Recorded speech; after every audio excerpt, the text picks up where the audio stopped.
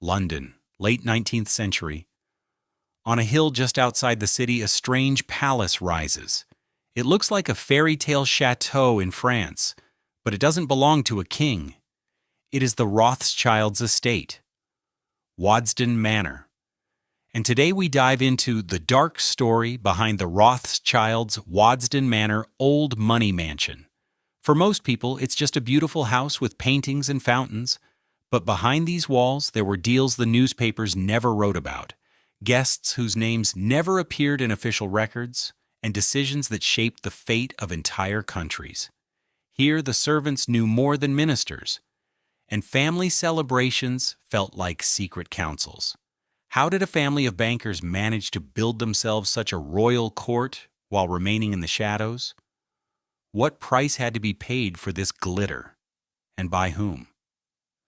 And most importantly, if the walls of Waddesdon Manor could speak, what dark truth about old money would they reveal?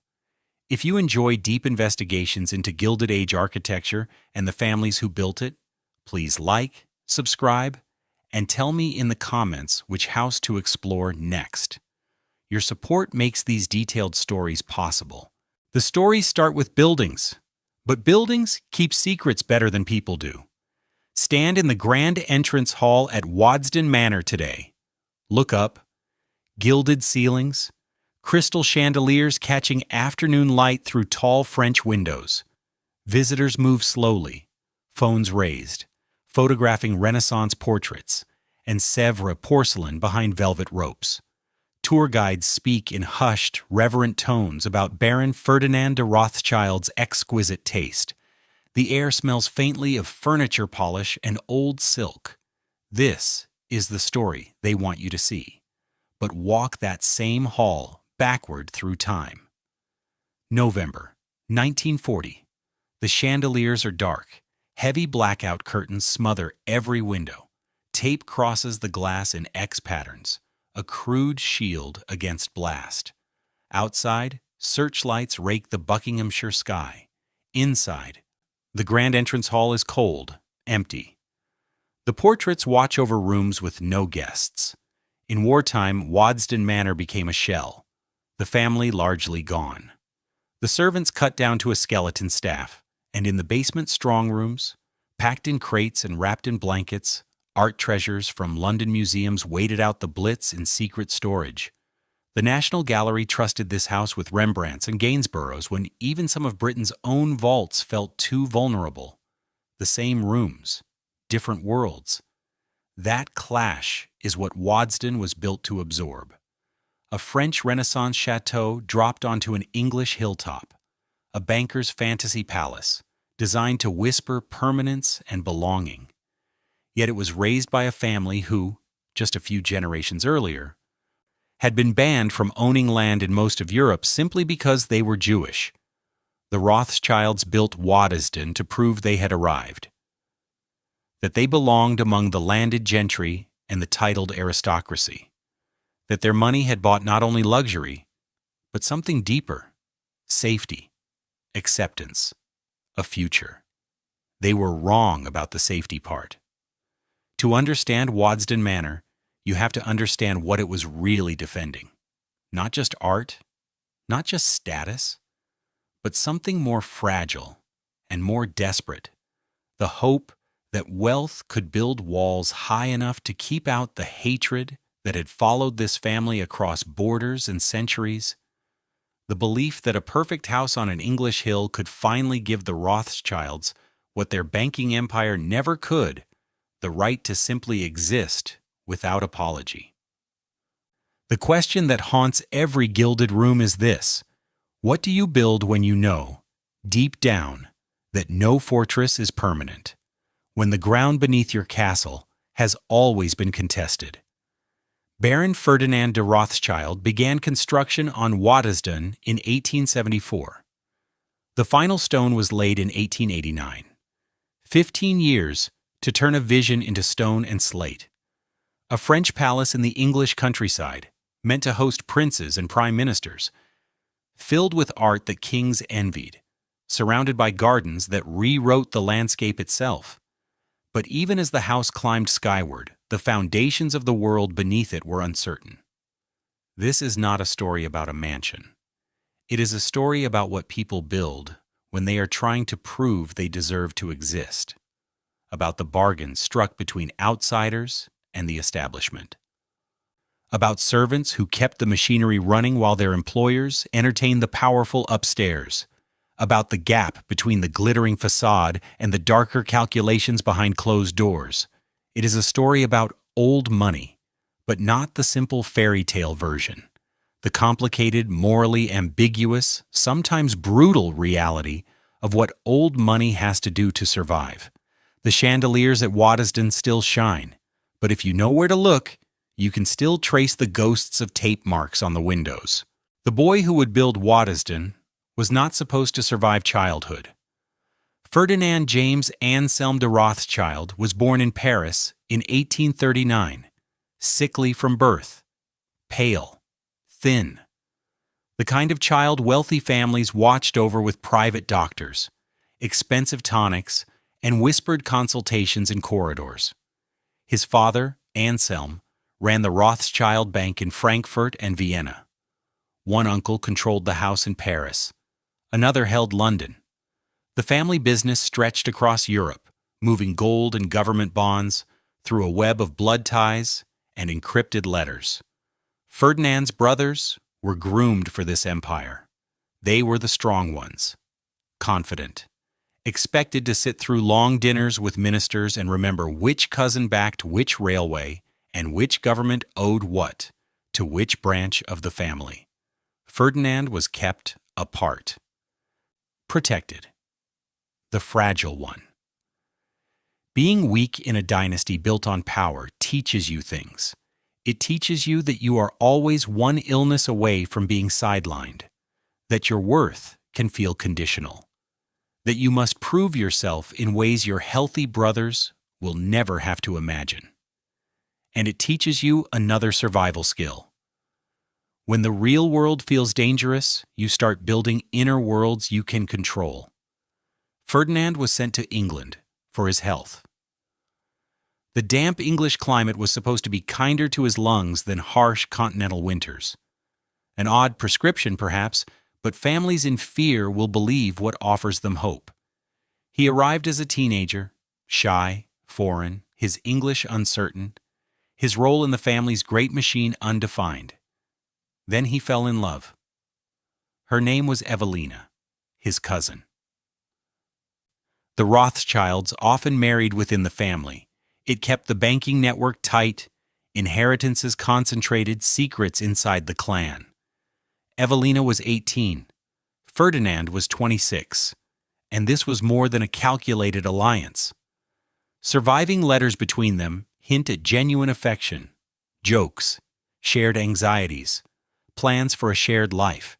They married in 1865. She died in childbirth 18 months later. The baby died as well.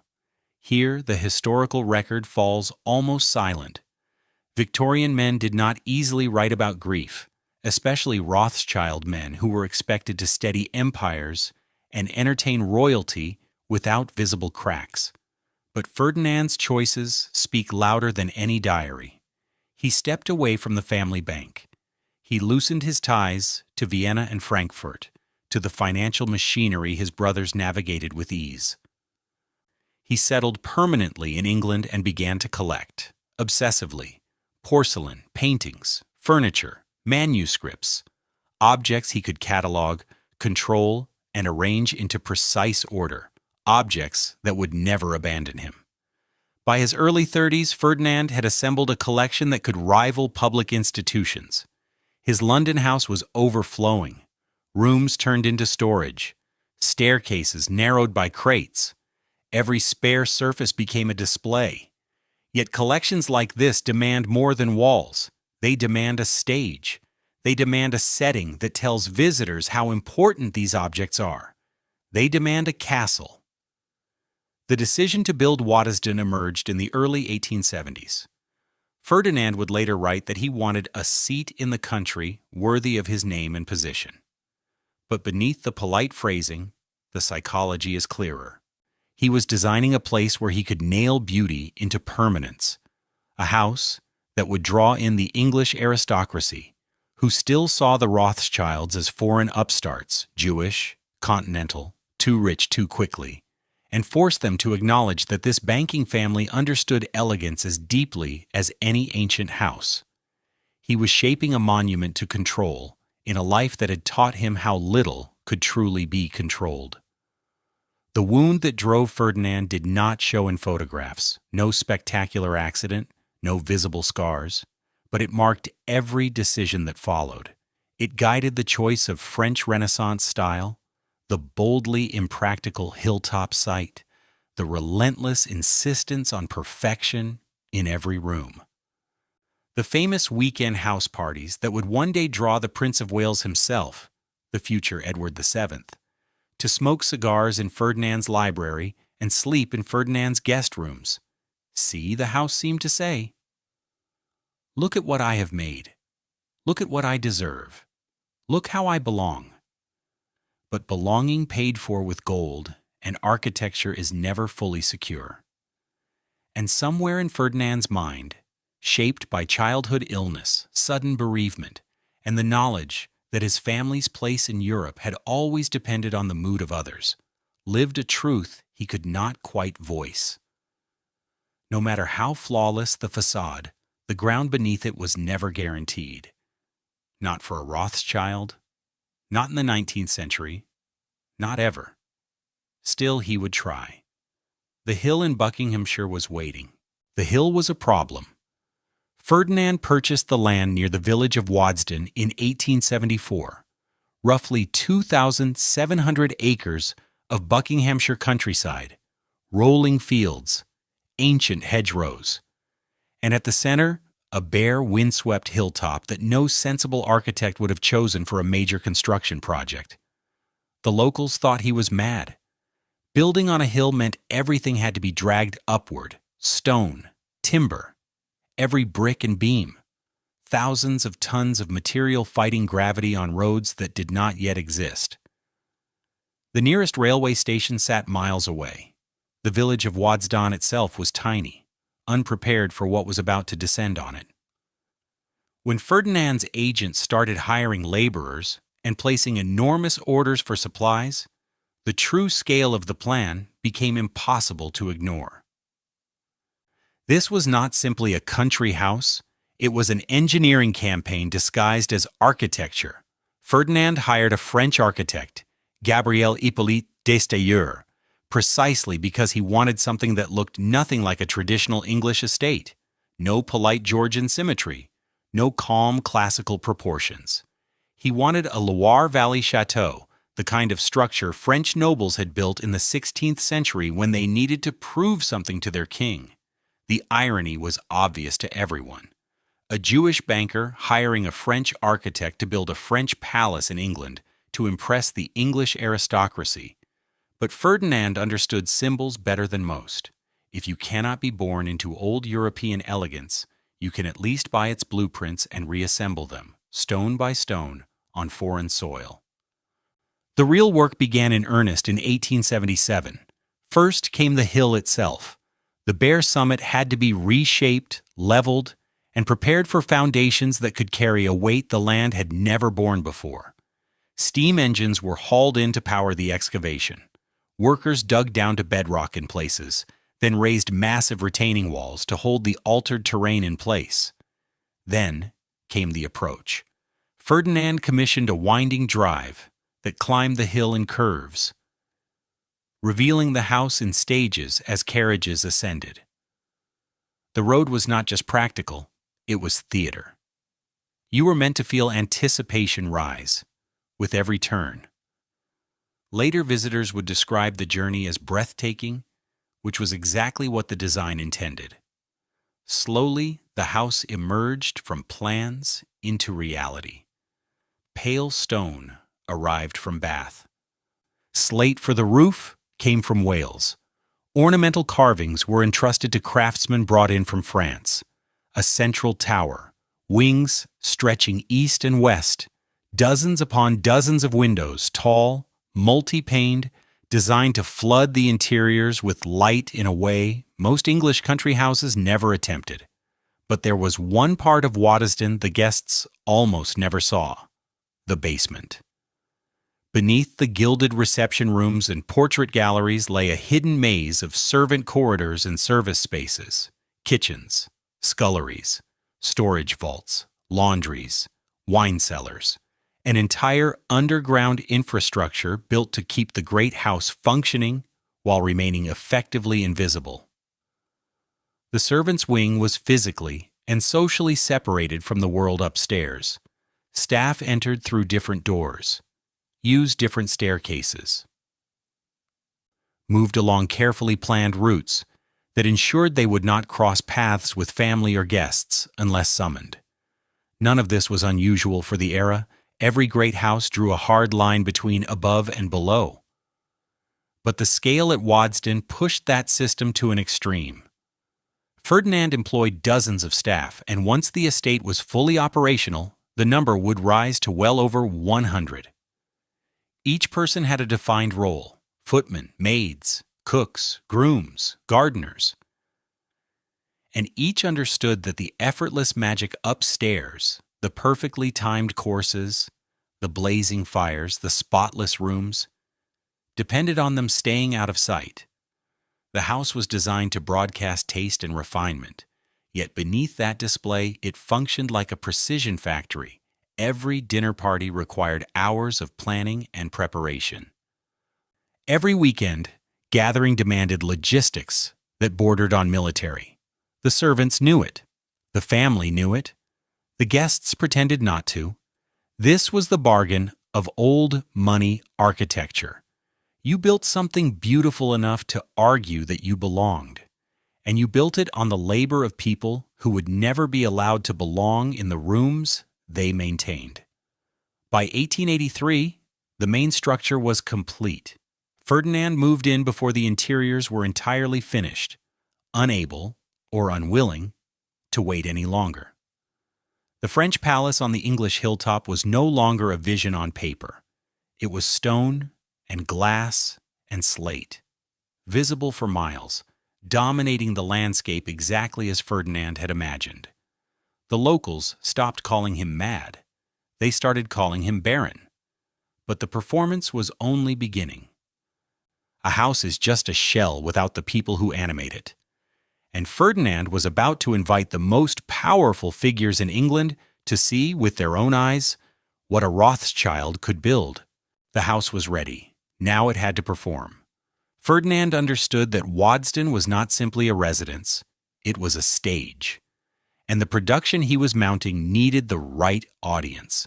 Not just wealthy acquaintances, not just fellow bankers or distant cousins.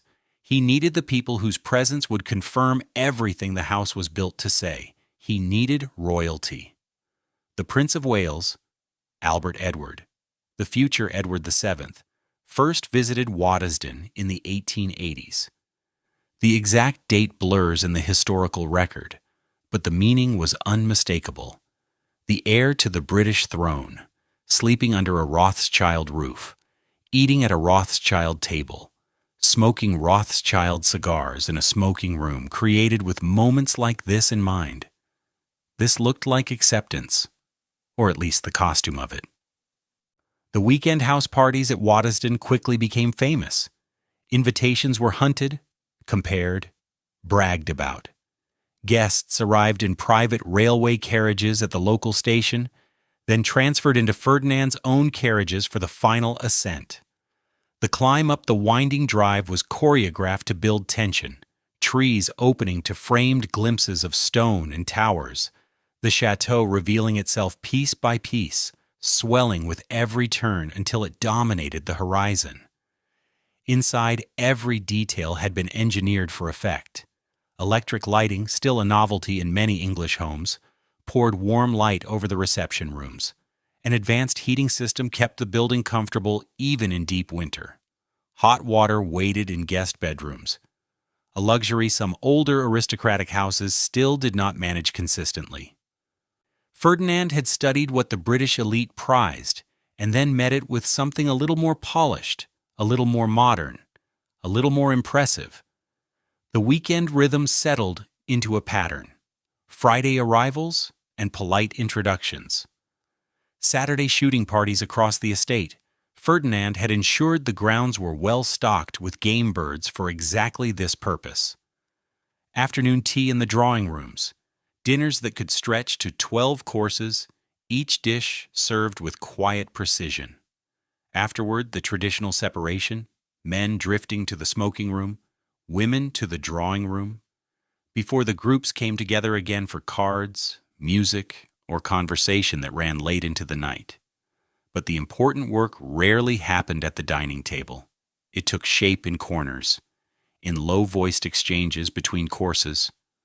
In the library after midnight, when most guests had gone upstairs, and a small circle of men remained with brandy glasses in hand, murmuring about government loans, colonial railways, and concessions in countries most people could not even point to on a map. Ferdinand did not officially turn these weekends into banking conferences. He had stepped away from daily financial operations. Yet he was still a Rothschild. His brothers and cousins still ran the family houses in London, Paris, Vienna, and beyond. When ministers needed funds for national projects, when investors wanted reliable information about foreign markets, when delicate deals required confidentiality, those needs did not vanish at the front door of Waddesdon. They simply moved into more discreet spaces. Introductions could be arranged, names exchanged. Trust built slowly over cigars, carefully planned menus, and the unspoken understanding that any man capable of creating Waddesdon was plugged into serious capital. The British aristocracy came. They praised the food. They admired the art. They marveled at the technology. Then they went home and made jokes. The satirical magazine Punch published ruthless cartoons.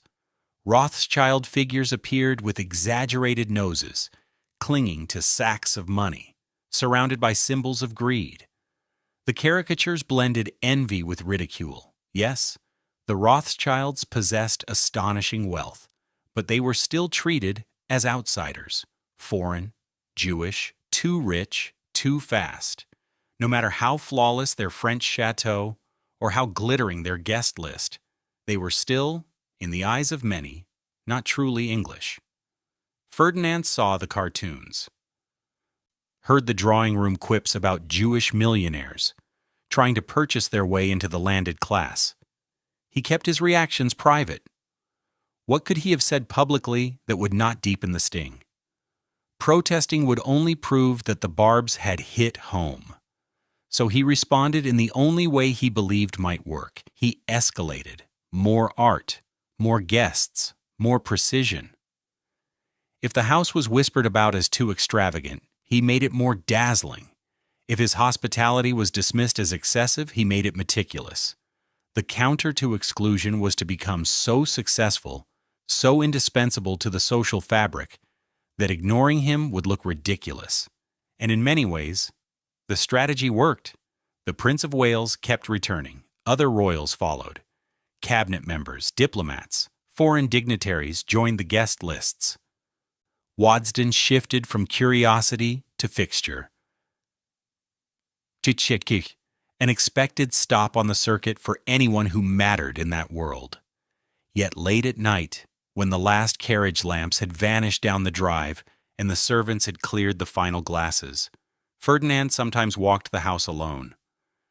Past the portraits he had rescued and purchased, through rooms furnished with pieces that once belonged to French royalty, standing inside a chateau that had cost a fortune and taken 15 years to bring from idea to reality.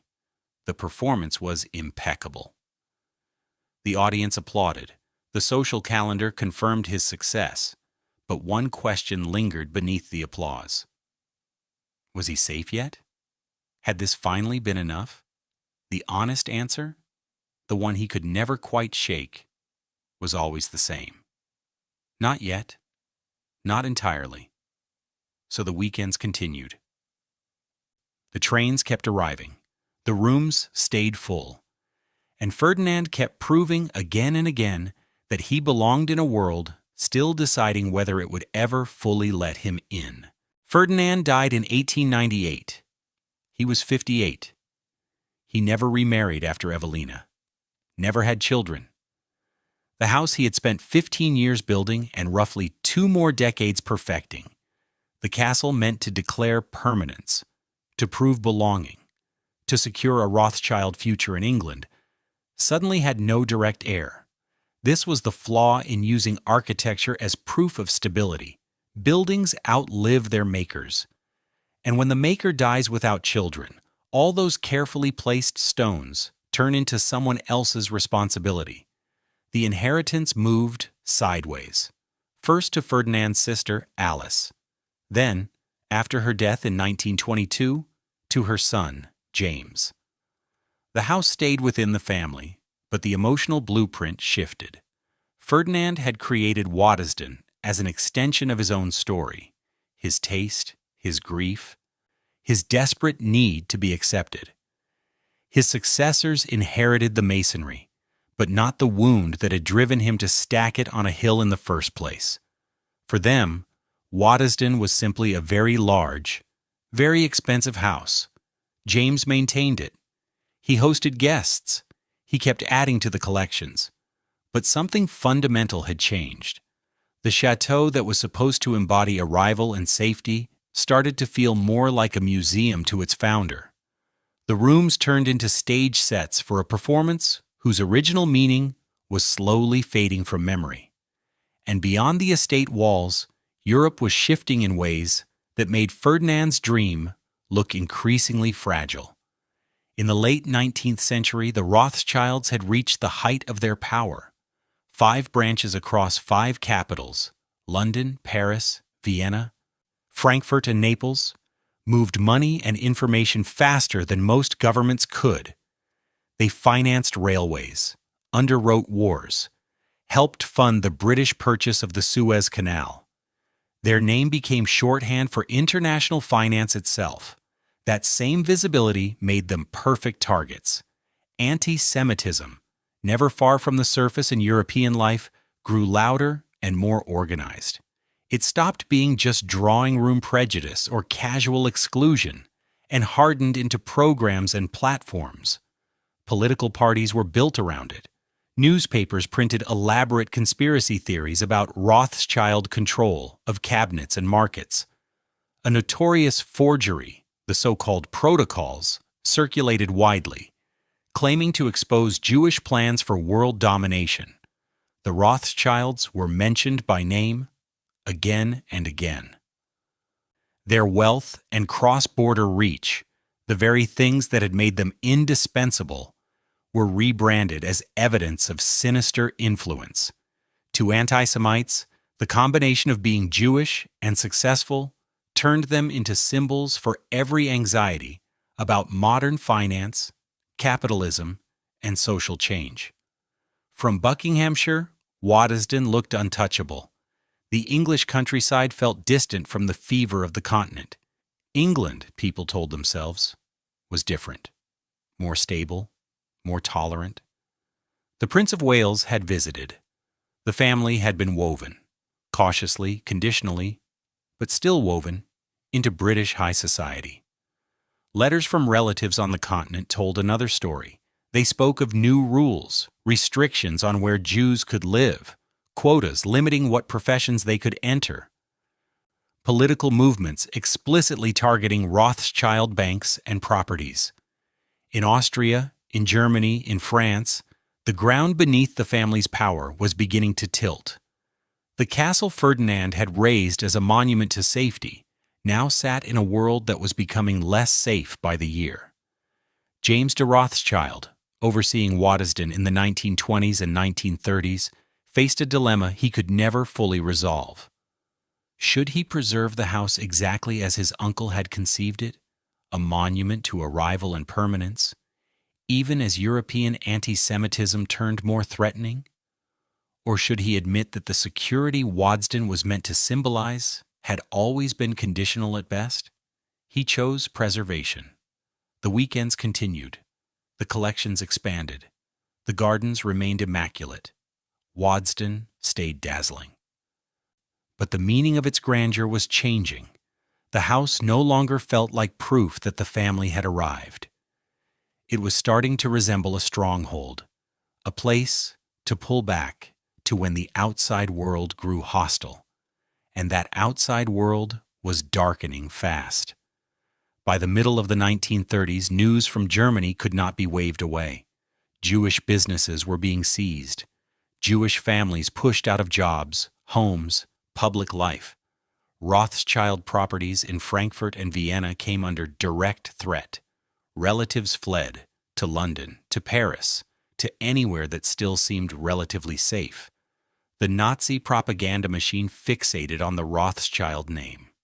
State-produced posters and broadcasts painted them as the invisible masterminds of international finance, the supposed puppet masters behind governments and wars.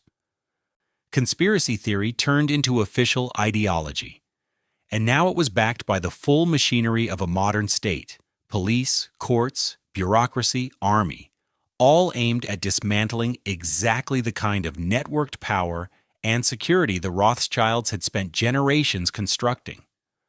Waddesdon still stood. The parterres were still precisely trimmed. The art still glittered behind glass.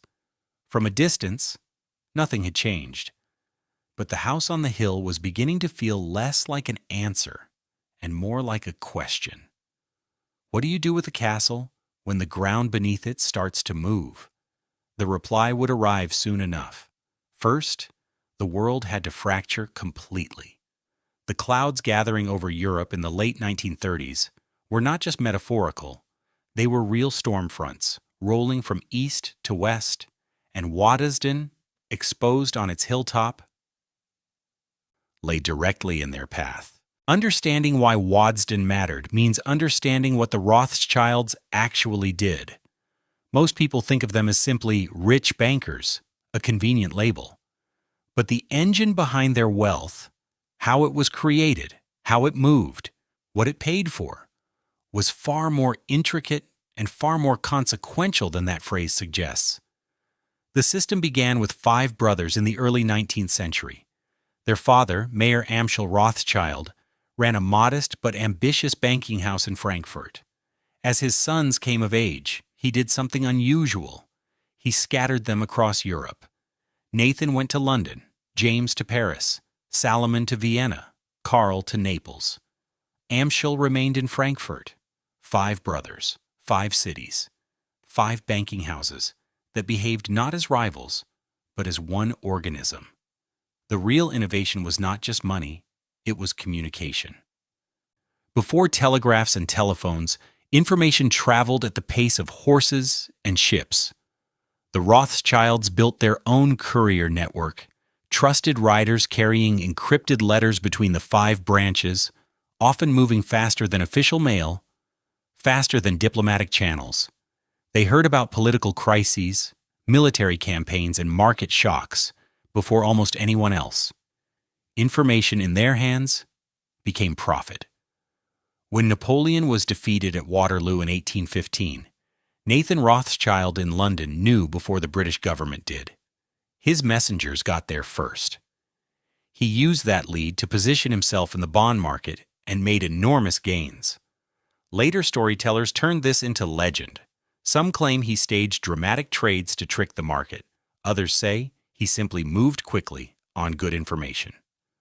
The exact choreography is still debated. What is clear is that the Rothschilds came out of the Napoleonic Wars as the dominant banking family in Europe. They lent to governments, not through conquest or looting, but through bonds and loans. When Britain needed money to wage war or build railways, Rothschild funds filled the gap. When France had to pay war reparations, the family structured the payments. When new states emerged and needed capital to stand up ministries and armies, it was often a Rothschild office that took the first meeting. That made them indispensable. It also painted a target on their backs, because the network did not swear allegiance to any single flag. It financed British railway expansion, French government borrowing, Austrian industrial schemes. It moved capital wherever opportunity existed. The loyalty was to the family system, which floated above borders. In peacetime, this was brilliant. Money flowing between London and Paris and Vienna. Contracts negotiated between cousins.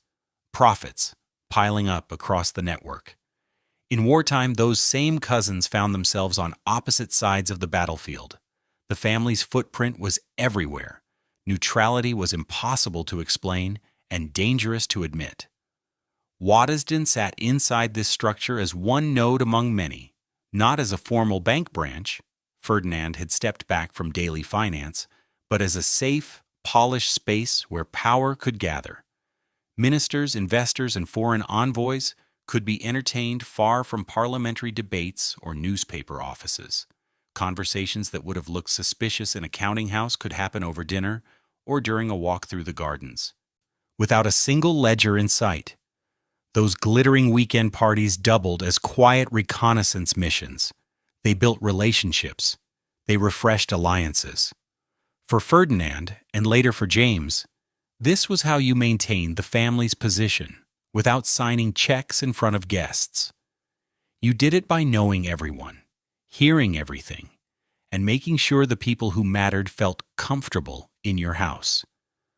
Who turned up at Waddesdon mattered as much as what they did there. A cabinet minister staying for 2 nights meant a direct line into government thinking. A foreign diplomat shooting pheasants on the estate meant early rumors about shifting borders or trade deals. The Prince of Wales lounging in the library with a cigar signaled royal favor, which translated into easier access at every level of British society and politics.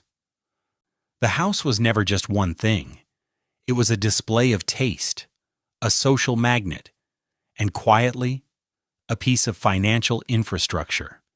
A place where information, trust, and influence circulated as efficiently as money. The moral tangle behind all this was rarely discussed in public.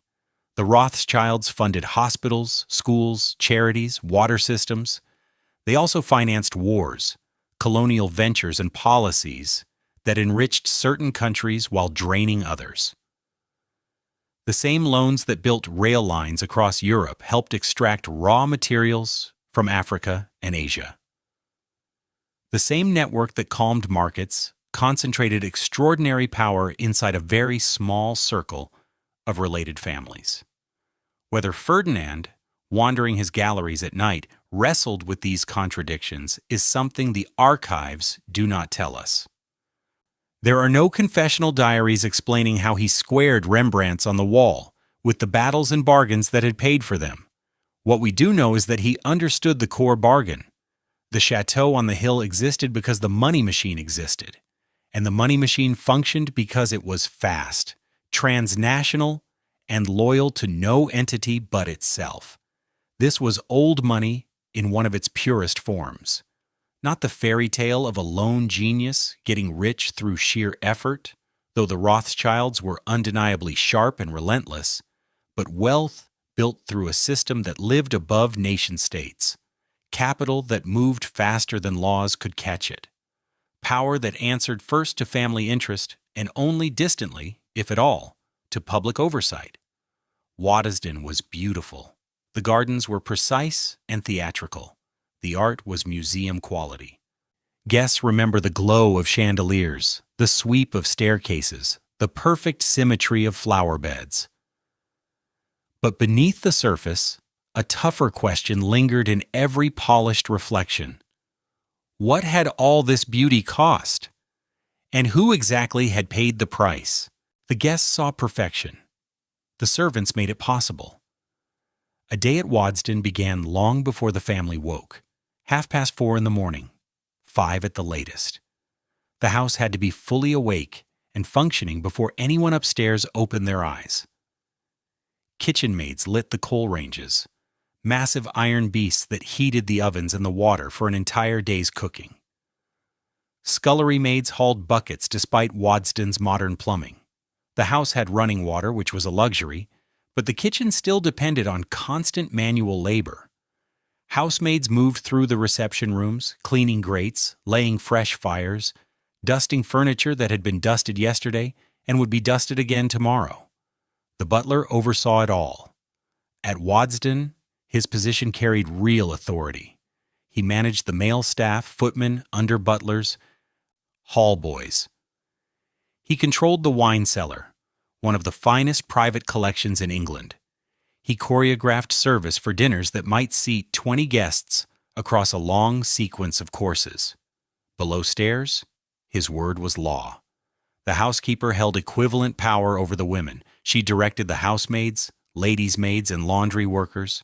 She kept linen inventories, inspected bedrooms, checked that every surface shone. Her standards were unforgiving.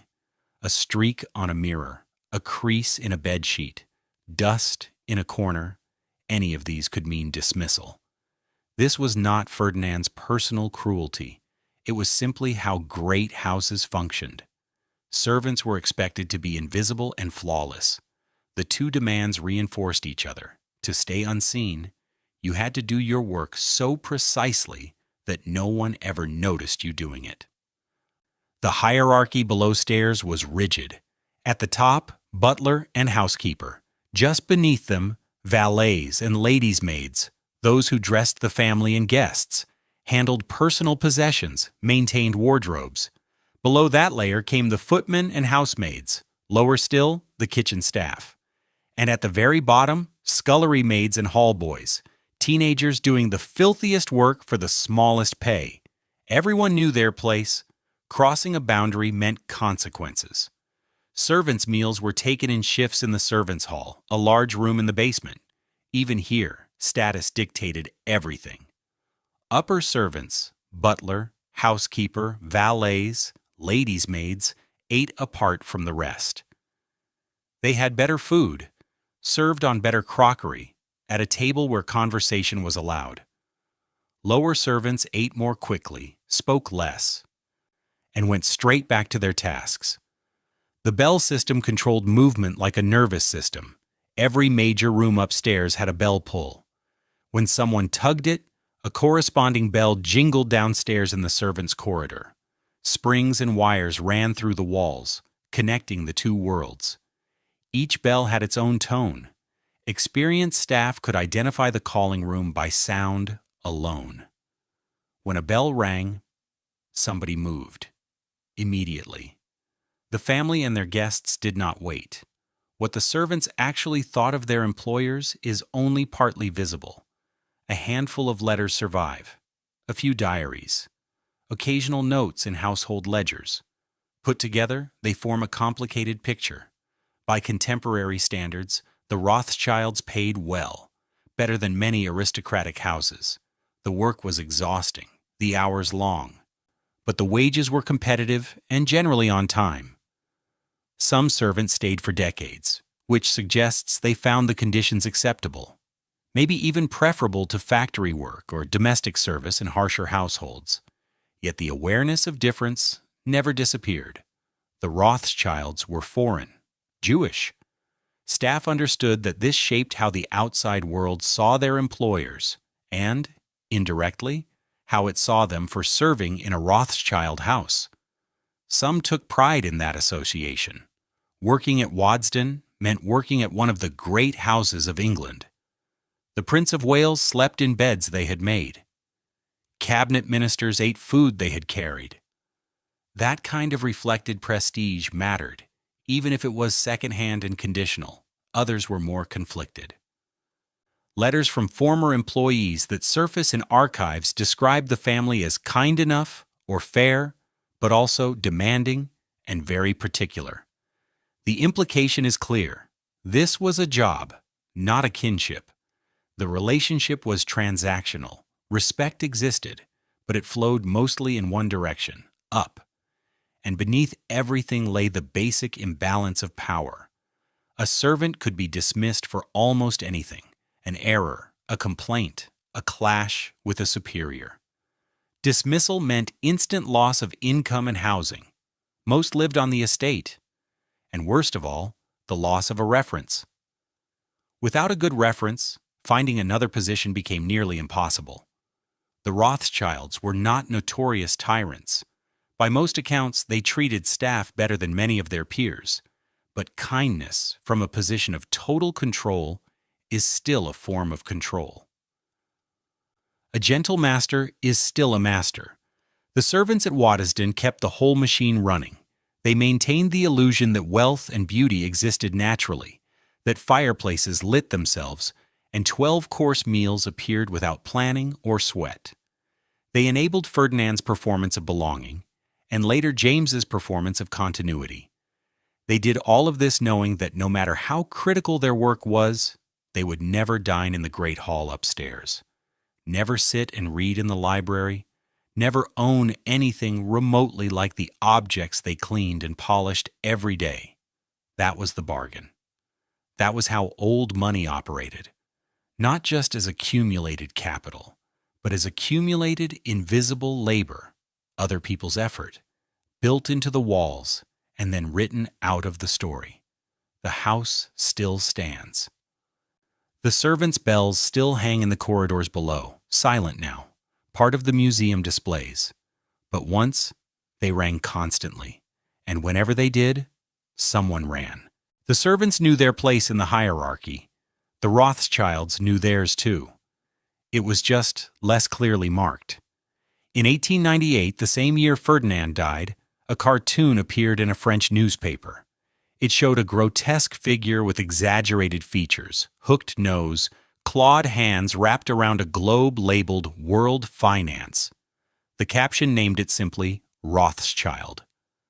This was nothing unusual. Caricatures like that appeared regularly across Europe, in Germany, in Austria, in France, and in England. The details changed slightly. Sometimes the figure clutched money bags, sometimes puppet strings attached to tiny politicians, sometimes both at once. But the message never shifted. The Rothschilds as sinister, inhuman forces secretly controlling world events. These were not underground leaflets. They ran in mainstream newspapers, in popular magazines sold on street corners, in political pamphlets passed around in parliaments. The anti-Semitism was casual, normalized, woven into everyday public life. And yet, the Prince of Wales kept visiting Waddesdon. Queen Victoria had attended Rothschild weddings. The family held titles: Baron Ferdinand, Baron Lionel, Baron Nathaniel, granted by the British Crown and other European monarchs. They were on guest lists for state occasions. Their donations funded hospitals, schools, parks. Buildings in London and Paris carried their name. This was the paradox the Rothschilds lived inside, at once essential and despised, welcomed and mocked, powerful and exposed. The English aristocracy embodied that contradiction perfectly. They came to Waddesdon's parties. They admired the collections. They turned to Rothschild banks when their own estates needed rescuing. Some even married Rothschild daughters when the dowries were large enough to patch their finances. And then they went home and joked about it. The language was often coded. Memoirs and letters referred to our Israelite friends. Descriptions of Rothschild houses mentioned Oriental taste. Compliments on hospitality arrived with subtle qualifiers. This was not quite English style. Not quite the same as a weekend with the Duke of Devonshire. The Rothschilds heard all of it. They were too sharp, too plugged in, not to. Ferdinand read the papers. He saw the cartoons. He received letters from relatives on the continent describing worse: street attacks, boycotts, new rules, restricting Jewish businesses, political campaigns built entirely on hostility to Jewish wealth. His answer was to build higher, to refine further, to make Waddesdon so magnificent it could not be brushed aside. If they were going to sneer anyway, let them sneer at a Renaissance chateau full of masterpieces their own families had been forced to sell to pay debts. This was defensive architecture, not only stone walls and towers, but taste and elegance sharpened into a shield against prejudice. Every flawless dinner party was an exhibit. Every royal visit was another line of evidence. See, the house seemed to insist. Look at what we have created. Look how well we understand your world. Look how we belong. But belonging bought through perfection is exhausting, because once perfection becomes the entry ticket, it has to be maintained, always. One scandal, one misstep, one moment of seeming too Jewish or too foreign or too aggressively wealthy in the wrong context, and the fragile acceptance could shatter. The Rothschilds could not afford to be merely competent. They had to be exceptional in every direction. Their houses had to be more impressive, their parties more polished, their philanthropy more visible, their business dealings more discreet.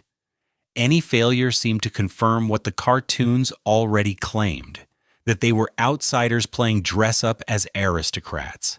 That pressure seeped into everything, into the obsessive attention to detail at Waddesdon, into the carefully curated guest lists, into the political donations spread across parties so that, whoever won elections, someone at the top would feel indebted to the family, into the strategy of marrying within the clan, keeping money and influence tightly contained, into the disciplined silence whenever a new caricature appeared.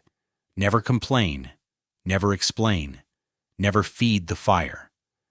It was a survival strategy wearing the mask of effortless success, and it worked to a point. The family kept its power. Waddesdon kept its sheen. The banking network kept humming. Underneath, though, was a constant awareness that none of it was guaranteed, that invitations could dry up, that honors could be withdrawn, that the foundations under the castle were conditional in a way they were not for families whose names ran back through the Domesday Book. The English aristocracy traced some of their lineages to knights who had crossed the Channel with William the Conqueror in 1066. The Rothschild story ran through Frankfurt's Jewish ghetto, streets where Jews had been locked in at night, restricted in trade, treated as permanent outsiders by law. Ferdinand had been gone less than a generation, but the family carried that memory like a second spine. It shaped their instincts, their defensive posture, their relentless need for control and polish. History had taught them that safety was always temporary, that being loved and hated at the same time was normal, that you could own a palace and still not fully own your place in the country around it. The caricatures kept appearing, the invitations kept arriving, and the Rothschilds kept walking the same impossible line, visible enough to matter, not so visible as to become the perfect enemy, wealthy enough to be respected. Not so ostentatiously wealthy that resentment boiled over, Jewish enough to remain themselves, not so openly Jewish that Christian society turned away. It was a balance no one could keep forever. And then the world broke. The balancing act ended in August 1914. When war erupted across Europe, the Rothschild banking network, designed to float above borders, built on blood ties between capitals, suddenly became impossible to operate as before. Nations demanded clear loyalty. You were British or German or French or Austrian. You could not be all of them at once. The family had branches in London, Paris, Vienna, and Frankfurt. Cousins who had worked together for decades woke up to find themselves on opposite sides of the same conflict. The London Rothschilds were now British. The Vienna and Frankfurt Rothschilds belonged to the Central Powers. The Paris Rothschilds were French, the same family, different uniforms, different flags. This created situations with no good answers. Lionel Walter Rothschild, Ferdinand's nephew, was a British citizen with close relatives in Germany. In public, he supported the British war effort without hesitation. At the same time, some of his cousins saw their businesses labeled enemy assets, not because of anything they had done, but because of where they lived. What do you do when your own family is officially the enemy? The practical answer was, you stop talking. The London house cut formal communication with Vienna and Frankfurt. Business ties that had worked smoothly for nearly a century were suspended or quietly unwound. The family network, which had once been their greatest competitive advantage, turned into a danger. Each branch now had to prove loyalty to its own government, and the easiest way to do that was to act as if the others did not exist. Beneath that, a deeper crack was forming. War tore into the illusion of safety that places like Waddesdon had been built to project. The estate itself lay far from any front line. Buckinghamshire would not see German troops. No trenches were dug through Ferdinand's parterres. No shells landed on his towers. But the war still arrived, carried by the men who left and did not return. Waddesdon's staff shrank brutally. Footmen and hall boys enlisted. Gardeners joined up, the under-butler, the second footman. 3 of the stable hands all signed their names at recruiting offices and went to France. Some came back with wounds. Some came back in coffins. Some never came back at all. Their names are chiseled into the estate's war memorial, raised after the fighting ended. A simple stone, the list carved in alphabetical order. No separation between servants and family. In death, for once, the hierarchy fell silent. The house kept going, but only just. James de Rothschild, who had inherited Waddesdon from his mother Alice, enlisted himself. He served with distinction, was wounded, then returned to duty. While he was away, the château sat mostly empty. A reduced staff kept it alive in slow motion.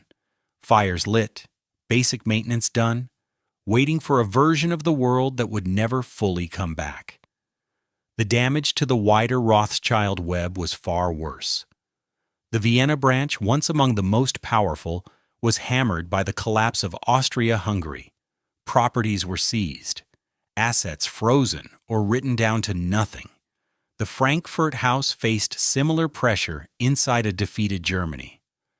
What had taken 100 years to assemble fractured along sharp national lines that had barely existed when the system was first built. And under all this lay a brutal realization: money could not insulate anyone from industrialized slaughter. The Rothschilds had financed railways and governments. They had underwritten national debts, built palaces, bought masterpieces. They had entertained princes and prime ministers beneath ceilings painted in gold. None of that mattered to machine guns and high-explosive shells. When millions of men were mobilized to kill and be killed, no chateau on a hill could guarantee that its staff, or its owners, would be spared. Ferdinand's dream of security through success looked increasingly fragile. You could build the perfect house on an English hill, fill it with beauty and hand-picked guests, prove, over and over, that you had taste and status and a claim to belong. And then war arrived, and boys who had polished your silver died in French mud, and your family's transnational business was ripped apart along battle lines. And all that perfection revealed how little it could actually control. The moral complexity of the family's position became harder to ignore. The Rothschilds had helped issue the bonds that funded the war.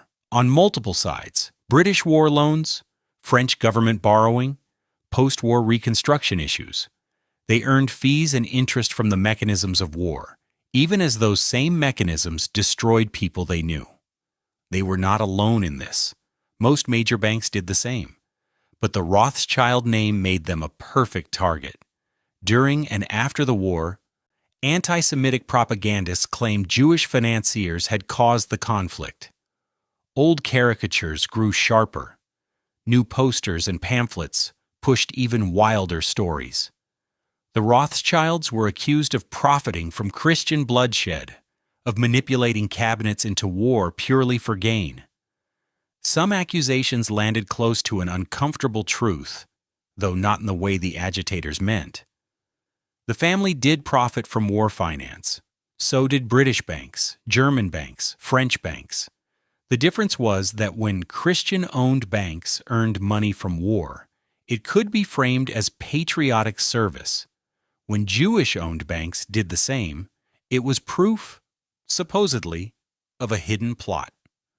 When James returned to Waddesdon after 1918, he found a house that was both unchanged and completely different. The walls were still standing. The collections were still in place. The gardens could be coaxed back into perfect order, but the staff was thinner. The atmosphere was heavier.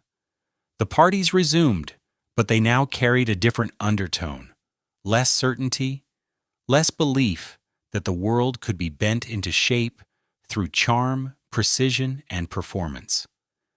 The memorial to the dead servants stood out in the grounds, a quiet, stubborn reminder that the château had failed its deepest promise. It had been built to symbolize protection, safety, distance from chaos. Yet the chaos had arrived anyway, and it had taken young men who had laid fires, polished silver, served wine, and trimmed hedges, men who had kept the illusion running. Their names in stone were now the most honest thing on the estate, fixed, unarguable. Permanent in a way that Ferdinand's social engineering had never truly been. The war ended in 1918, but for Waddesdon, and for the family who raised it, something basic had been shattered. The belief that wealth could purchase lasting safety was gone. And beyond the horizon, something even worse was gathering.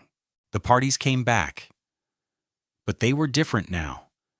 James de Rothschild reopened Waddesdon fully in the early 1920s. The house was scrubbed from attic to basement. The gardens were coaxed back into symmetry.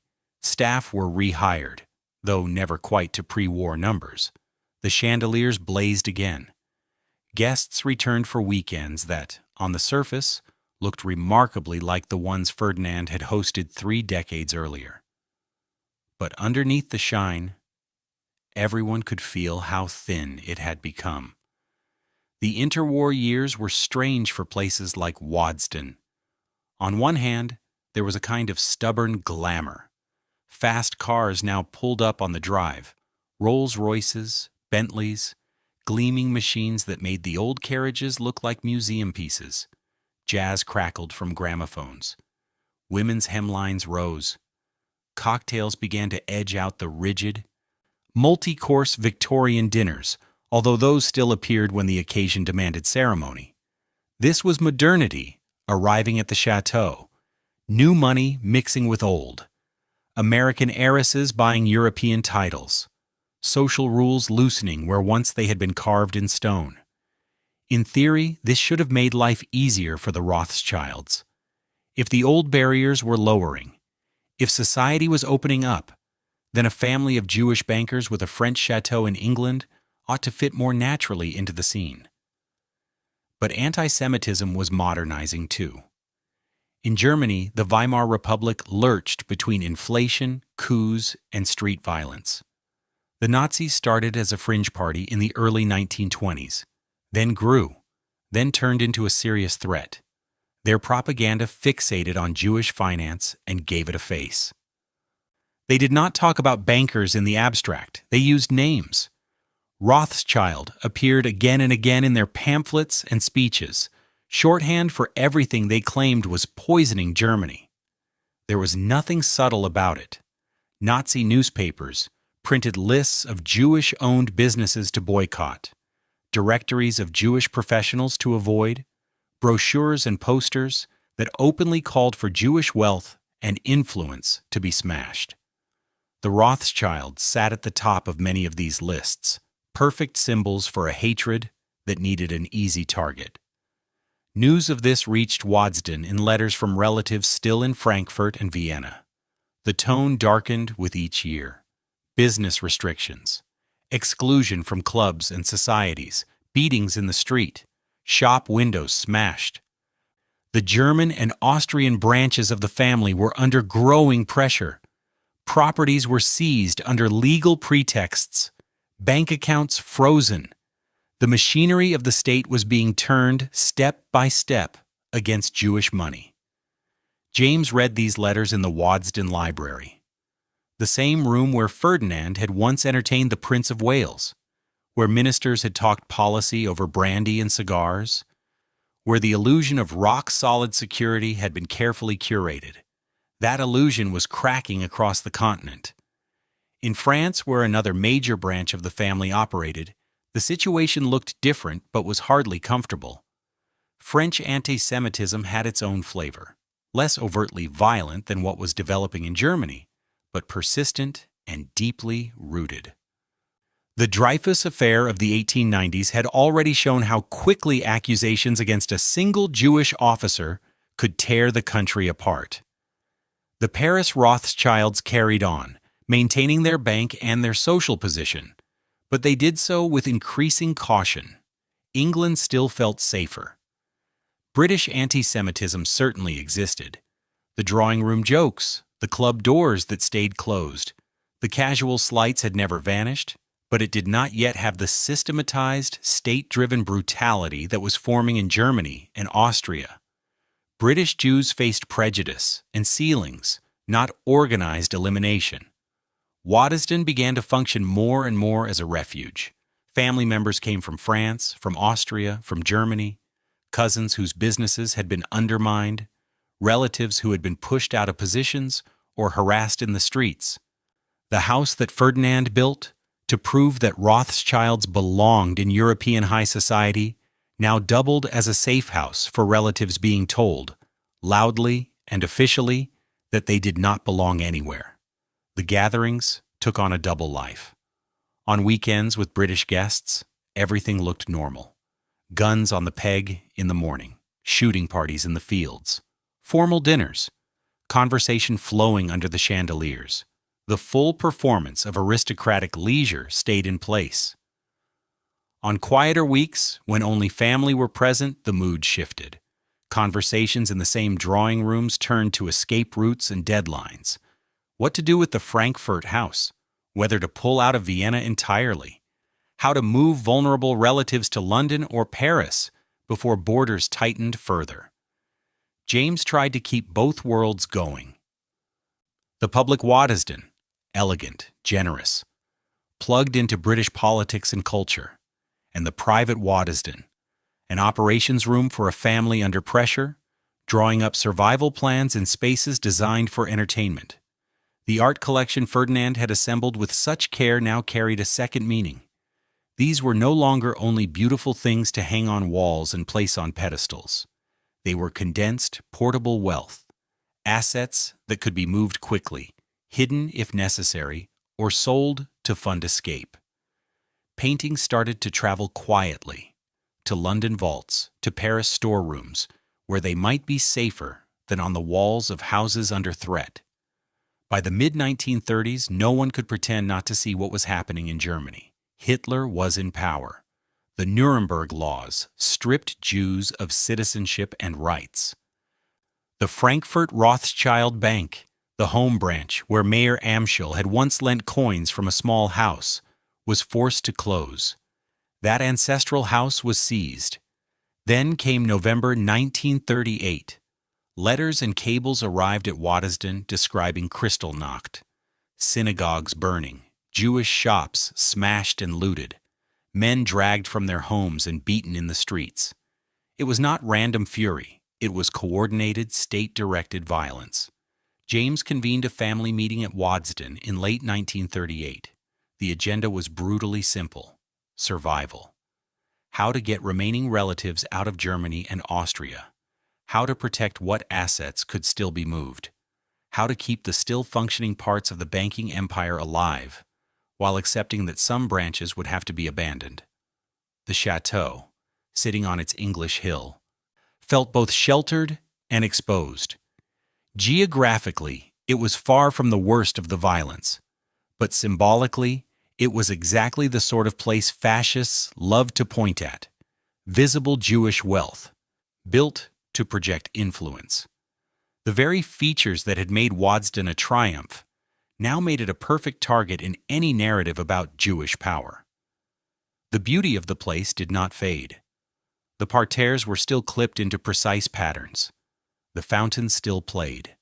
The pictures still shone behind glass. But it was beauty on thin ice. everyone could sense the cracks, even if they could not yet see how deep they ran. By 1939, the question was no longer whether war would return to Europe. It was what and who would still be standing when it was over. Ferdinand had built Waddesdon to last forever, to nail down permanence, to prove that the Rothschilds belonged in Europe as much as any family with a coat of arms older than the printing press. Roughly 60 years later, Europe was preparing to tear itself apart again. And this time, the Rothschilds were not just convenient symbols in cartoons. They were being named, explicitly, as enemies. The lights at Waddesdon would go out again soon. This time, nobody could be sure they would ever come back on. The blackout order came in September 1939. Every window at Waddesdon had to be covered. Heavy curtains went up. Tape was stretched across panes in X patterns to reduce shattering from blast. The chandeliers that had once symbolized Ferdinand's victory over darkness, electric light blazing in the countryside when nearby villages still relied on gas, went dark. The house became a shadow of itself. James de Rothschild joined the military again, even though he was in his 40s. He had served in the First World War, been wounded, gone back. Now he was doing it all over again. The family's London house was shut. Waddesdon became the main refuge, but only in a stripped-down, hollow version of what it had been. Most of the staff were gone, enlisted, conscripted. Drawn into factories now turning out weapons instead of goods for peacetime. The skeleton crew left behind kept only the basics alive, maintaining the structure, stopping damp from eating the walls, keeping the grounds from collapsing entirely. The formal gardens were largely abandoned. The greenhouses that had once produced exotic flowers for Ferdinand's weekend parties were turned over to growing vegetables. It was practical, and it was symbolic. The house built to showcase refinement now concentrated on simple survival. Then a quiet request came from the British government. The National Gallery in London needed safe storage. German bombing raids threatened the capital's museums. Priceless paintings and sculptures needed to be moved out, to places that could be secured and kept dry, cool, and stable. Waddesdon, with its thick walls, strong rooms, and distance from the city, was ideal. Crates arrived in 1940, carefully packed canvases, sculptures wrapped in protective materials, works by Rembrandt, Gainsborough, Reynolds, pieces that defined British cultural identity, hidden in the basement of a house built by Jewish immigrants to prove they understood European culture as well as anyone. No one involved missed the irony. The house became a strange hybrid, part empty mansion, part military staging area. Troops were occasionally billeted on the grounds, part secret vault for a national collection. The grand entrance hall, where Ferdinand had once entertained princes, now held stacked crates marked with inventory numbers instead of guests in evening dress. Meanwhile, across Europe, the family's worst fears were coming true. The Paris Rothschild mansion was seized by the Nazis in 1940 after France fell. German officers took over the rooms. Hermann Göring personally chose pieces from the Rothschild collection for his private hoard. The theft was not random looting. It was planned, written down, and enforced by the Nazi state. Vienna properties had already been taken. The Frankfurt house was destroyed. Relatives who had not escaped were murdered. The exact number will never be fully known. Holocaust records were incomplete, and some were deliberately erased, but Rothschild family members died in camps. The name that had once stood for wealth and power offered no protection against a system built to exterminate. Letters reached Waddesdon slowly, through neutral countries and delayed channels. Each envelope brought worse news. Cousins missing. Homes emptied. Businesses dissolved by decree. Bank accounts drained under the cover of law. The European network that had taken 5 generations to build was being methodically dismantled. James, serving in British uniform, received these updates between duties. The mental whiplash was brutal. He was fighting to defend Europe while learning that Europe was wiping out his family's place within it. Fighting for civilization, while that same civilization revealed what it was capable of doing. Waddesdon itself stood. The roof was intact. The walls held. The pictures stored in its basements survived without damage. But the world it embodied, the belief that money, art, and careful social choreography could create lasting safety, was gone. Some Rothschilds who escaped to England spent time at Waddesdon during the war. Refugees in a house their own relatives had built to announce arrival. The château finally became what it had always threatened to become, not a symbol of having been accepted, but an actual fortress, not a statement of belonging, but a place to hide. The village saw the war differently. Ration books, sirens and blackouts, sons and brothers away at the front. But they also watched Waddesdon change.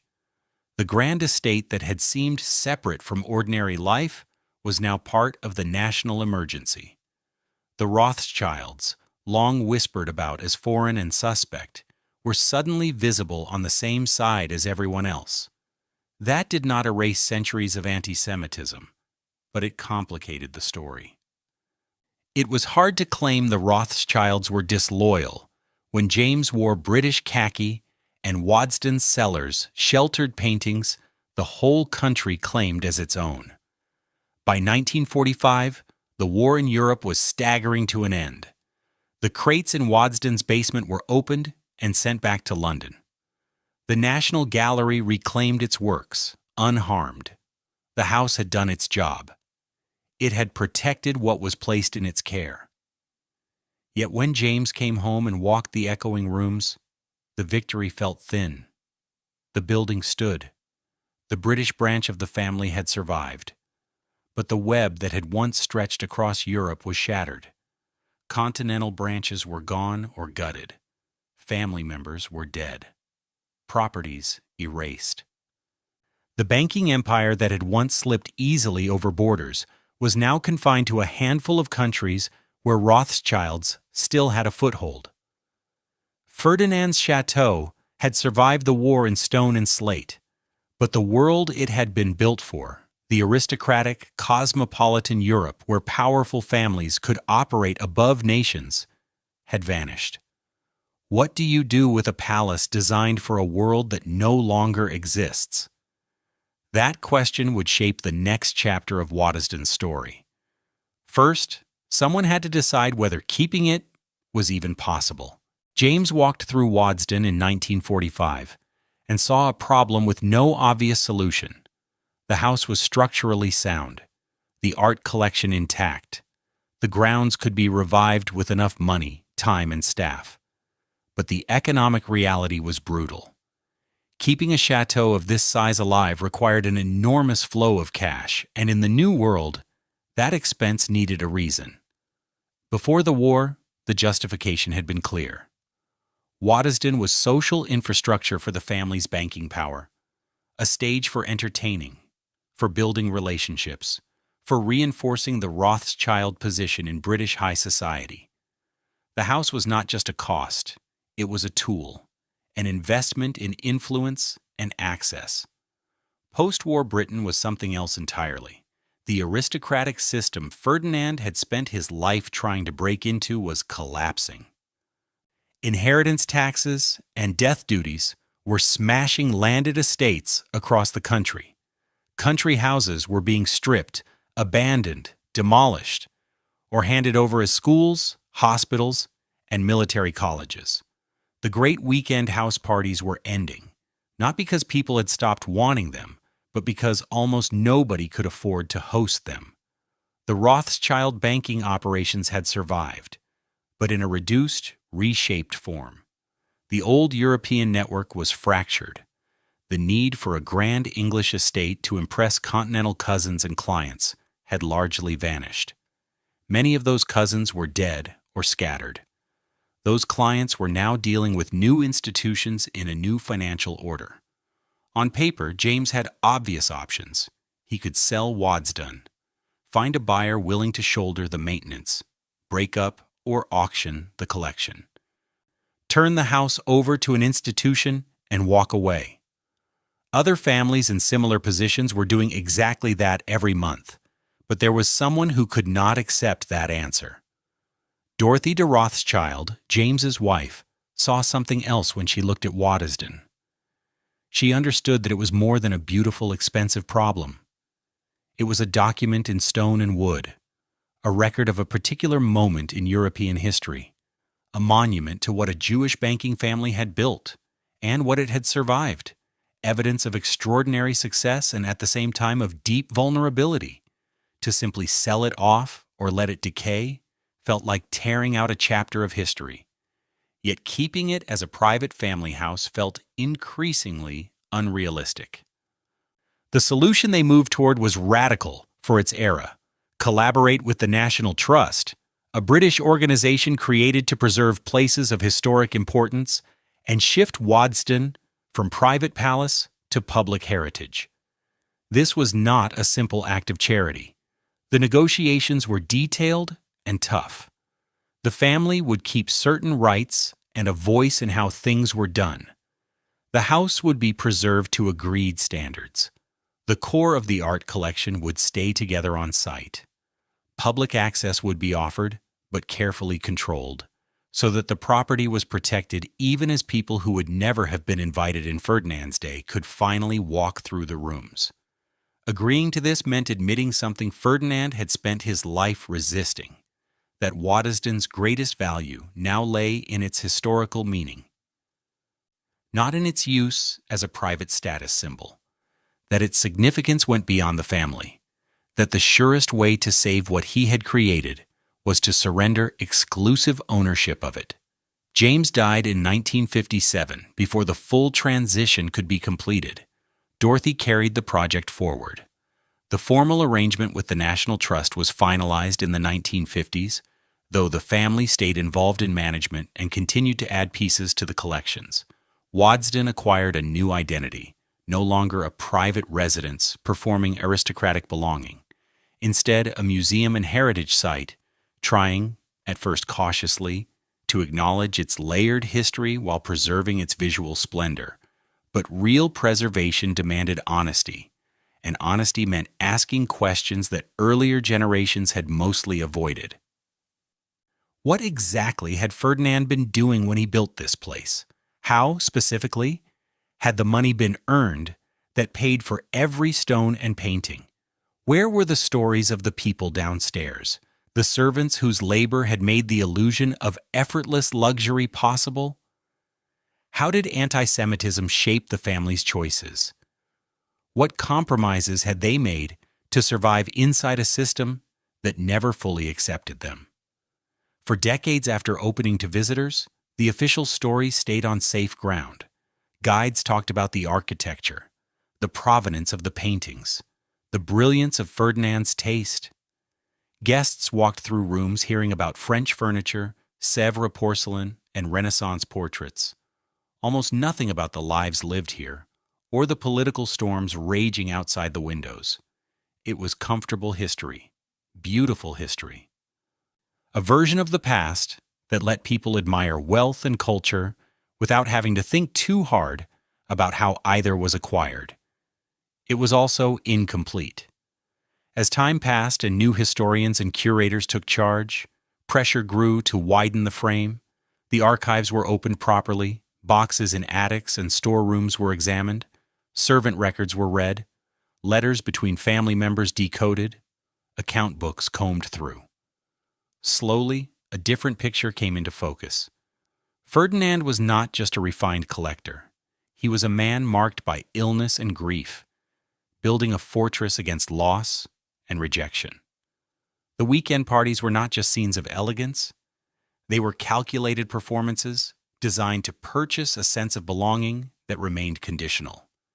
The servants were not anonymous staff.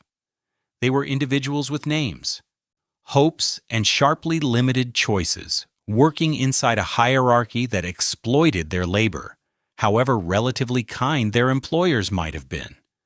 The house began to tell these stories too, not to erase the beauty, but to frame it, not to deny Ferdinand's achievements, but to ask what they cost, to whom, and why. The change was gradual and not without resistance. Some visitors wanted the fairy tale version, the glowing château, the dazzling dinners, the simple narrative of exceptional taste and success.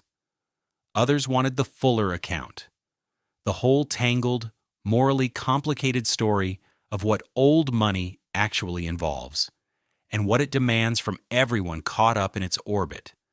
Freed from its old job as a private palace, Waddesdon could finally become what it had always had the potential to be: evidence, a physical record.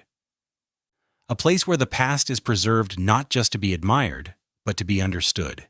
The open question is whether people are willing to listen to that full story, once the doors have been opened wide enough to let it be told. The attic at Waddesdon held secrets no one had seriously examined: boxes of papers, decades of household accounts, employment records for servants whose names had never appeared in glossy guidebooks, letters between family members discussing subjects that had been carefully excluded from the polished stories told to visitors. Invoices listing, line by line, how much Ferdinand had paid for every chandelier, every painting, every stone in the facade. In the 1990s and 2000s, a new generation of curators and historians began working through this material systematically. What they found complicated every neat story about the house. The servant records were especially revealing: names, ages, positions, wages, reasons for hiring and dismissal. Over the decades, hundreds of people had worked at Waddesdon.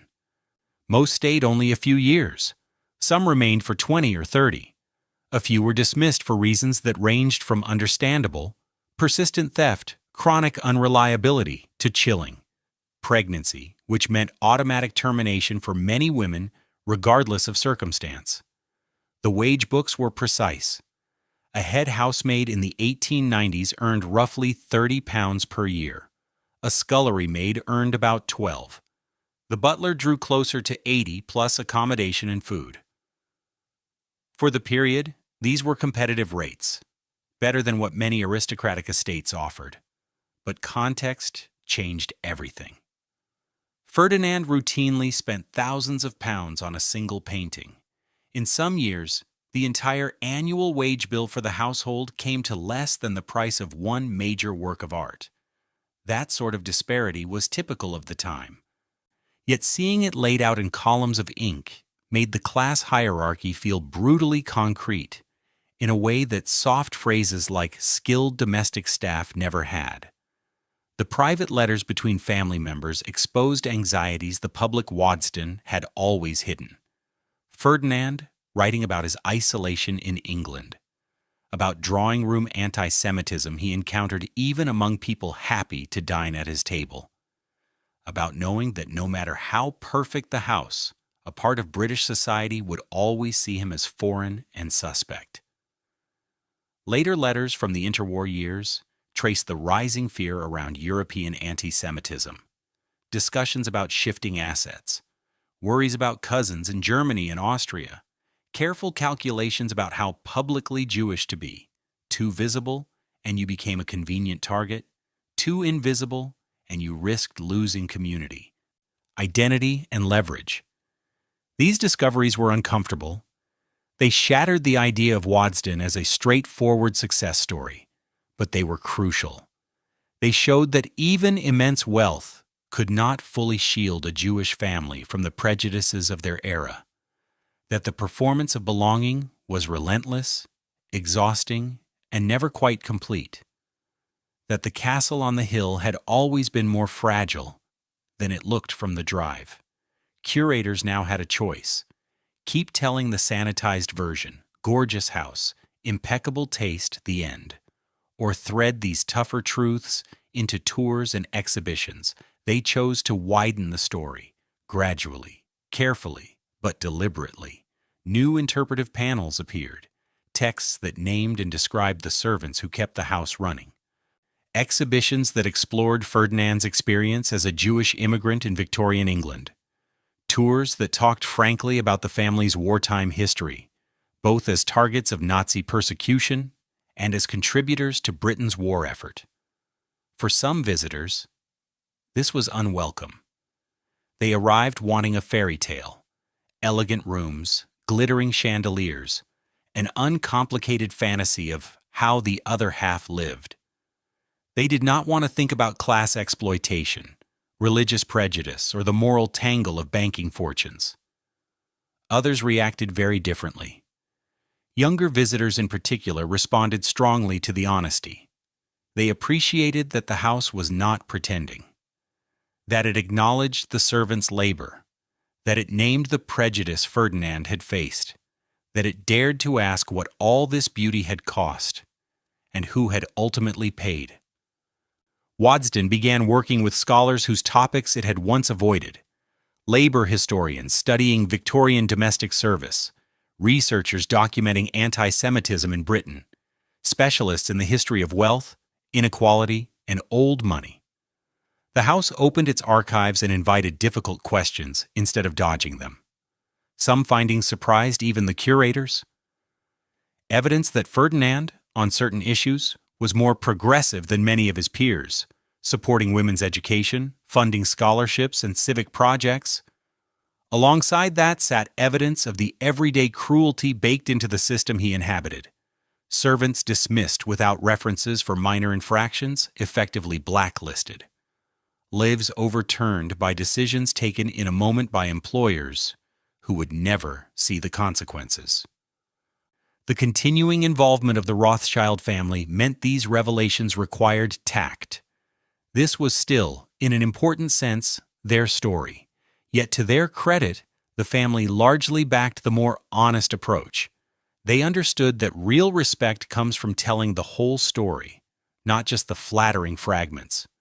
Dorothy de Rothschild's decision to bring in the National Trust had made this evolution possible. Once Waddesdon stopped functioning as a private residence serving current family needs, it was no longer necessary to maintain a flawless social facade. The pressure to use the house as a live status symbol eased. What remained was history, messy, morally ambiguous, deeply revealing history.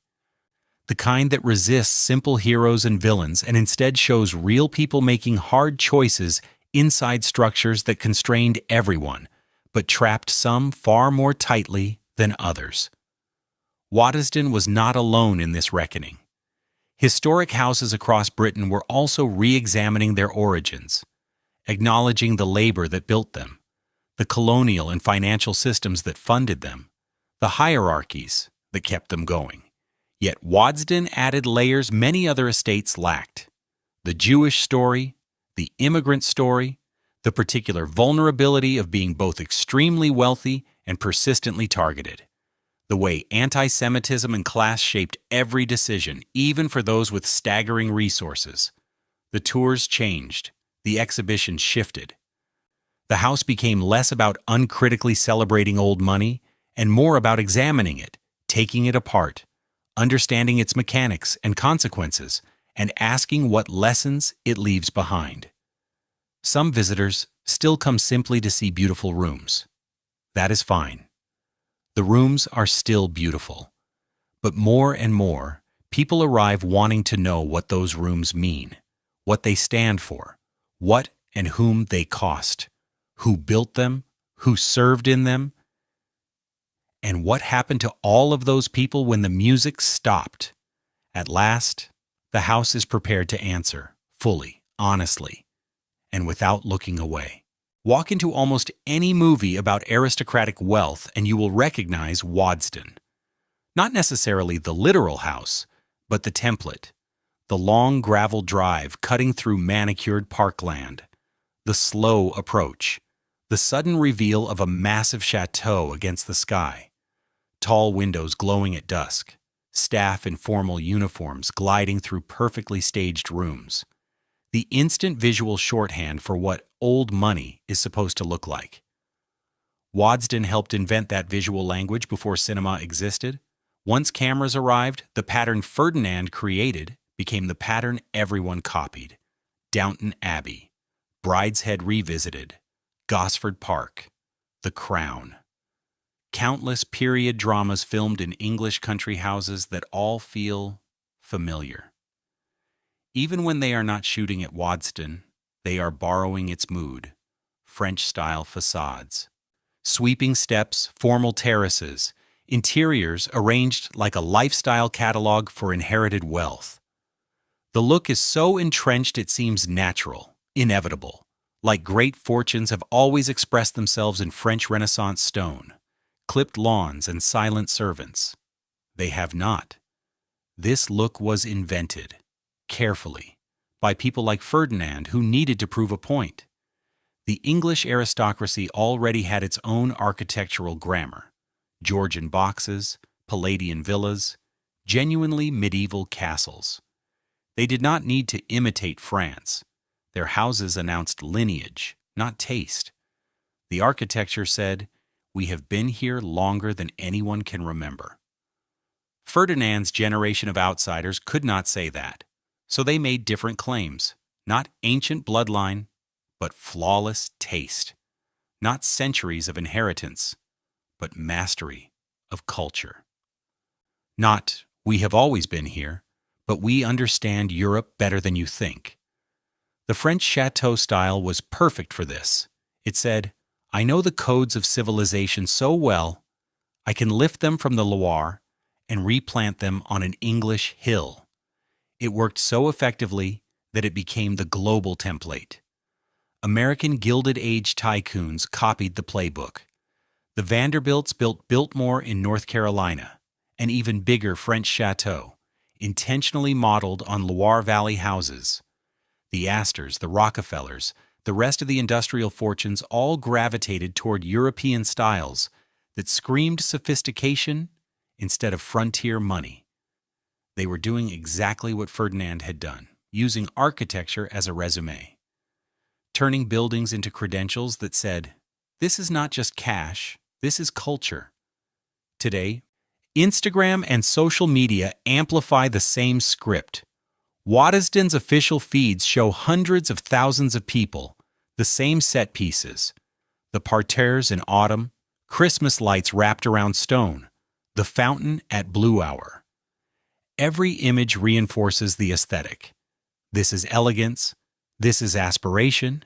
This is what success should look like. What those posts rarely show is everything you have just followed through 13 chapters. They do not show Ferdinand pacing the house at night, aware the building would never fully buy the belonging he wanted. They do not show servants stumbling out of bed before dawn to make sure luxury looked effortless by lunchtime. They do not show the antisemitic caricatures, the confiscated houses, the emergency family meetings about escape routes when Europe turned lethal. The aesthetic is gorgeous.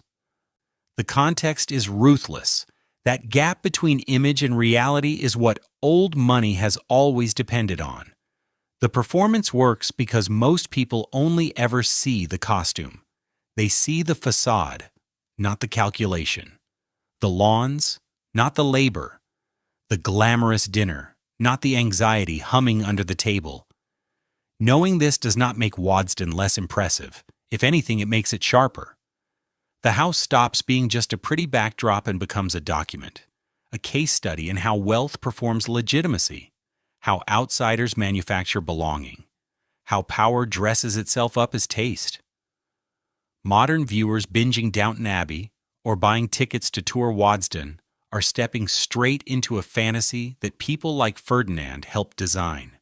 The fantasy says, there was once a time when wealth was noble and tidy, when the rich were gracious, when servants and masters accepted their roles, when the system worked. It never actually worked like that. Servants resented their limits and feared dismissal. Employers worried constantly about status, scandal, and collapse. The machine produced beauty by burning through human effort and calling it order. Yet the fantasy hangs on because the aesthetic is addictive. French chateaux on English hills really are beautiful. Candlelit dining rooms look incredible on camera. The idea that old money is fundamentally refined and tasteful, rather than what it usually is, which is accumulated power over generations, often built through extractive or morally gray systems, is comforting. Waddesdon throws a question back at you. If you had Ferdinand's resources, what would you build? Another palace begging for approval from people who will never fully accept you. Something that admits what wealth really is? Something designed to share instead of to dazzle? That question is not hypothetical for anyone with money or with ambitions toward it. Social media is full of miniature Waddesdons, curated interiors, immaculate table settings, candid photos staged to signal status. The props are cheaper now. Ring lights instead of crystal chandeliers, rental villas instead of private estates. But the impulse is the same. Perform legitimacy. Prove you belong. Ferdinand wanted to belong so badly, he turned a hill into a statement. Waddesdon is still here, still stunning, still doing its original job of making wealth look like culture. But now we know what sat behind the performance. We have read the ledgers. We have glimpsed the servants' lives. We have seen how vulnerable the family remained even at the height of their power. We have watched the world that gave the house meaning collapse, and watched the mansion survive as evidence instead of fantasy. The mansion helped fix the image of old money in the global imagination. The image is beautiful. The reality is complicated. Beauty does not cancel that complexity. It just makes it a little easier to look away. The visitor pauses at the gates and looks back one more time. What Waddesdon offers now is something Ferdinand never aimed for, but may be more valuable than what he imagined. Not a polished fantasy of perfection, but a clear look at complexity. Not a shrine to old money, but a place to learn what old money actually was, and what it did. The house teaches uncomfortable lessons. That wealth does not guarantee safety. That acceptance bought through performance is fragile and exhausting. That beauty usually sits on top of invisible labor. That systems can exploit people even when some of the individuals inside them mean well. That you can be powerful and vulnerable at the same time. And that this tension can shape whole eras. But the house also carries a quieter kind of hope. Because Waddesdon did not freeze in the role Ferdinand gave it. Dorothy de Rothschild chose preservation over private comfort. Curators chose to unlock boxes instead of leaving them to gather dust. Archivists and historians chose to tell stories that go beyond the gilded surface. Stories about servants and refugees, prejudice and endurance, miscalculations and reinventions. That shift points to something important. Inherited wealth and inherited structures do not have to repeat the same patterns forever. They can be reframed, repurposed, turned from tools of exclusion and display into tools for memory, critique, and understanding. The visitor leaves with a question Ferdinand never had to face in these terms, but we do. What kind of future are we building? One that copies this script, wealth performing legitimacy, labor staying unseen, beauty smoothing over every rough edge, or one that takes places like Waddesdon as lessons instead of blueprints? A future that names what things cost and who pays, that tries to create beauty without exploitation, that treats resources as something to share, not simply to wall off behind stone facades and locked gates. Waddesdon cannot answer that question for us, but it can make the question impossible to ignore. The sun drops below the horizon.